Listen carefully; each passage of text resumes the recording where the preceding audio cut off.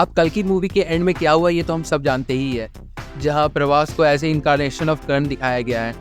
और बहुत लोगों की तरह मुझे भी इससे कोई दिक्कत नहीं है, क्योंकि अगर देखा जाए तो अपने पिछले जन्म में कर्ण ने अधर्म की तरफ से लड़ाई की थी और इस बार वो धर्म की तरफ से लड़ने वाला है। और वो क्रिएटिव लिबर्टी के पॉइंट ऑफ व्यू से ठीक भी है। आखिर कोई मेकर पूरी तरह से किसी भी चीज़ को एज टू एज स्क्रीन के प्रेजेंट कर देगा तो उसमें वो अपना विजन के अनुसार फिल्म को प्रेजेंट नहीं कर पाएगा। बट अब सवाल ये आता है कि क्या ऐसा करने के लिए किसी भी ऐसे कैरेक्टर को जिसे हम रिस्पेक्ट के साथ देखते हैं उसे इगोइस्टिक एरोगेंट ऐसा दिखा सकते हैं? तो जी हाँ, यहाँ मैं बात कर रहा हूँ कुंती पुत्र अर्जुन की,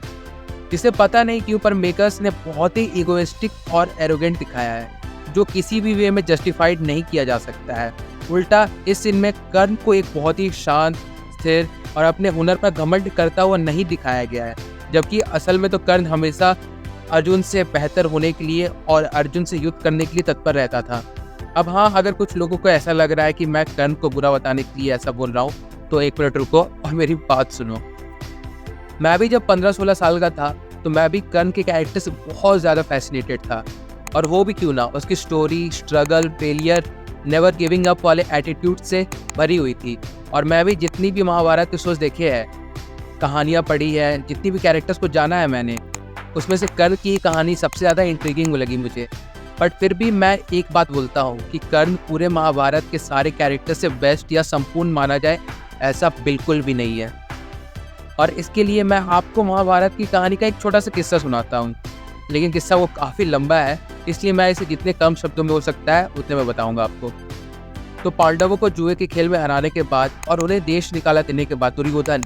वन में रह रहे पांडवों को नीचा दिखाने के लिए अपने सेना के साथ और ऐशो आराम वाली चीज़ों के साथ और अपनी पत्नियों के साथ वहाँ जाता है,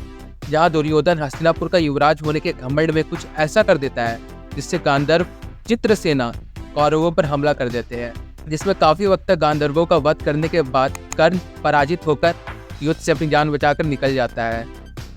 क्योंकि गांधर्वों की संख्या बहुत ज़्यादा थी और गांधर्व दुर्योधन को बंदी भी बना लेते हैं। फिर जब इस बात का समाचार कुंती पुत्र युधिष्ठिर को मिलता है तो वो यज्ञ में बैठने के कारण दुर्योधन की मदद करने के लिए नहीं जा पाते हैं, परंतु वे अर्जुन को ये कार्य सौंपते हैं और अपने बड़े भाई की आज्ञा अनुसार अर्जुन गांधर्वों के पास जाकर उनसे विनती करता है कि वो दुर्योधन को क्षमा कर दे, परंतु गांधर्व ऐसा करने के लिए बिल्कुल भी राजी नहीं थे, जिसके पश्चात अर्जुन को गांधर्वों से युद्ध करना पड़ता है, जहाँ वो अकेले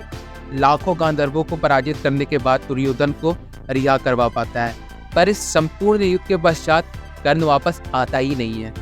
भले कारण जो भी हो, और अंत में दुर्योधन को जो जीवन दान देता है वो होता है अर्जुन ही। और इसके अलावा ऐसे और भी घटनाएं हैं, बट आज की जो मैक्सिमम यूथ है जो बिना कुछ जाने भी कर्ण को सबसे महान मानने लगी है। अगर कर्ण से इंस्पायर होना ही है तो उसके स्ट्रगल से हो, उसके दानवीर वाले नेचर से हो, बट नहीं, कर्ण के कैरेक्टर से सिंपैथाइज होकर बाकी सारे कैरेक्टर्स को ईगोइस्टिक और एरोगेंट दिखाकर एक अलग ही इमेज बना दी गई है। वेल छोड़ो, ये तो फिर भी मेरा एक अपना ओपिनियन था इस पूरे कर्ण वर्सेस अर्जुन वाली एंगल को लेकर। आपकी इस चीज़ पर क्या राय है कमेंट करके आप ज़रूर से बताइएगा। बाकी फिर इसके बाद मेरे पास और कुछ बोलने के लिए तो अभी है नहीं, इसलिए चलिए मिलते हैं बहुत जल्दी एक नए वीडियो के साथ। तब तक के लिए बाय।